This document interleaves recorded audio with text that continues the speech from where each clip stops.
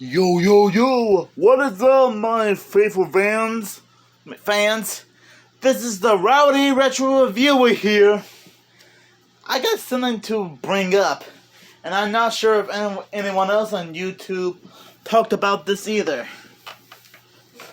The future for the Scooby-Doo franchise. Now, you might be wondering, what in Sam Hill am I talking about? Well, here's the thing. Ever since we found out about Scooby-Doo Gremlins Get Away, Go-Go Mystery Machine, Netflix producing a live-action Scooby-Doo series, and multiverses, which I made a video about recently, it actually looks like the Scooby-Doo franchise is somewhat getting back to normal again. Which, in my opinion, I'm actually glad. Because Scooby-Doo is still the most popular Hanna-Barbera franchise ever. And it's been around for 55 years. I mean, sure, the longest Hanna-Barbera property that's still happening to this day is, is Tom and Jerry, which I know it's technically been around a lot longer than Scooby-Doo, but that's besides the point.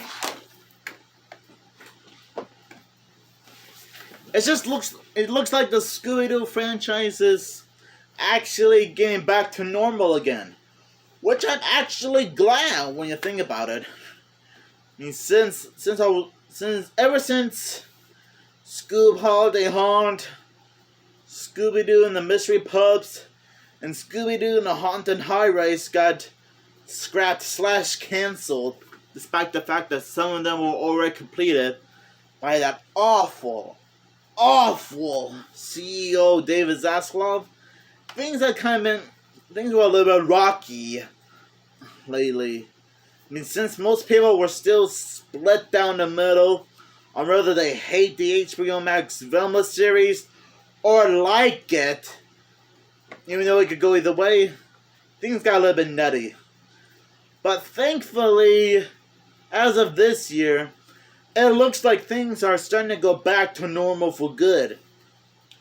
Since sorry, dry throat.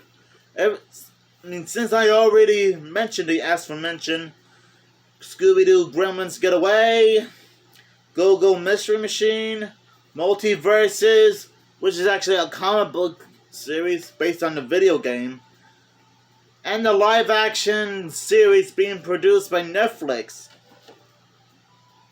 So it actually proves that the franchise is going back to normal for good, which is okay by me, you know? Because think about it, like I said, Scooby-Doo has been around since September 13th, 1996, meaning, so almost 2.5 months from now, the franchise will be 55 years old. So does that mean the Scooby-Doo franchise is still gonna be okay? Will still be okay? I mean, based on some of the new projects we found out about recently this year, it looks like it's going to be going back to normal for good. And I'm sure it makes a lot of people happy, whether they're fans of Scooby-Doo or not. I mean, look at me. I'm wearing a Scooby-Doo t-shirt, and this whole new Scooby-Doo collar I'm wearing, which was part of an old Scooby-Doo costume I wore when I was just a wee little lad. So yeah, I'm still curious about how the new series and movies will turn out. I mean, I'm still waiting for more information on Scooby-Doo Gremlins Get Away and the live-action Scooby-Doo series being produced by Netflix, which I assume that 2 of those were like top secret projects. So I guess 2 out of 4 of the new Scooby-Doo related projects were top secret. Okay, technically 3, considering how the fourth project, considering how Multiverse is technically a crossover comic book featuring other WB characters, which was based on a video game of the same name. Just thought I'd make that clear before any of you guys got very confused, okay? So yeah, it looks like the Scooby-Doo franchise is gonna be okay for good. And again, I'm sure that nobody on YouTube has did like an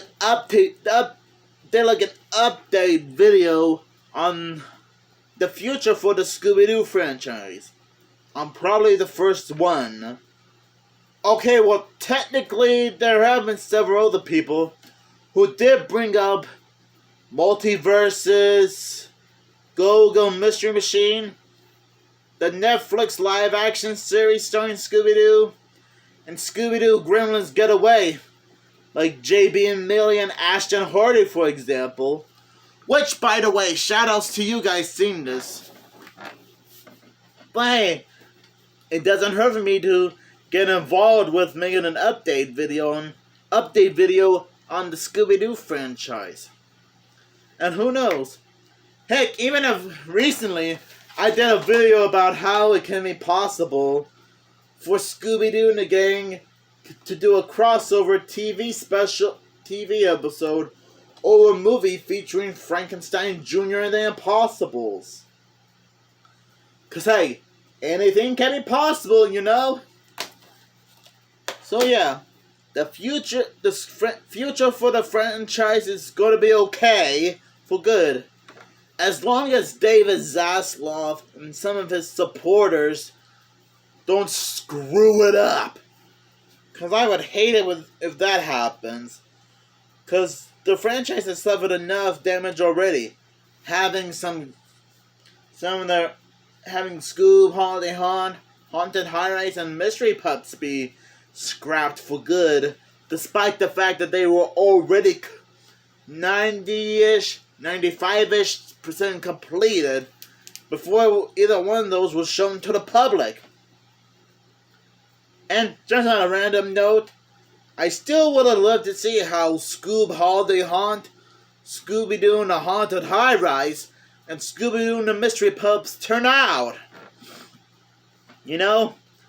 But hey, since we're halfway through 2024, maybe we might see those projects be shown to the public sometime around maybe November or December of this year, or probably sometime around maybe early 2025, or somewhere in the middle, like say maybe around June or July or August of 2025, depending on what's going on.